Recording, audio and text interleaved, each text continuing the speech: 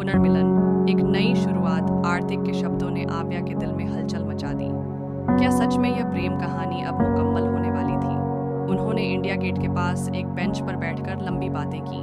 वर्षों का फासला जैसे चंद पलों में सिमट गया। आव्या ने महसूस किया कि ऋतिक आज भी वैसा ही था, संजीदा, सुलझा हुआ, लेकिन कहीं न कहीं अधूरा।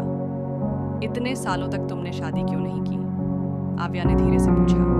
ऋतिक मुस्कुराया, लेकिन उसकी आंखों में एक दर्द झलक उठा। शायद मेरे दिल ने किसी और के लिए जगह ही नहीं छोड़ी। आव्या की आंखें नम हो गईं। वह जानती थी कि उनका प्यार अधूरा रह गया था, लेकिन क्या वह अब इसे पूरा कर सकती थी? नए रास्तों की तलाश। आर्थिक ने आव्या को कैफे चलने का प्रस्ताव दिया और दोनों पास के एक छोटे से बुक कैफे में चले गए।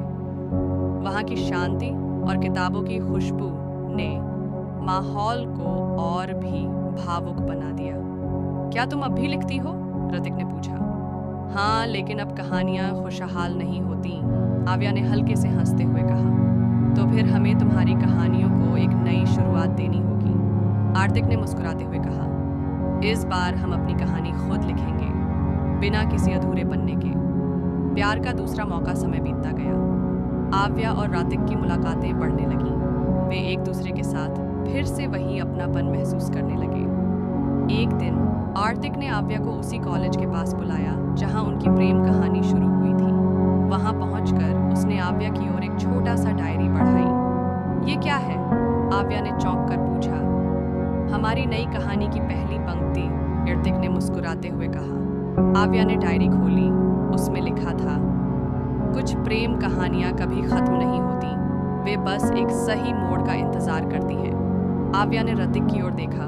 उसकी आंखों में वही सच्चाई और वादा था। इस बार वे अपने अधूरे प्रेम को मुकम्मल करने के लिए तैयार थे। अधूरा था, अधूरा नहीं रहेगा।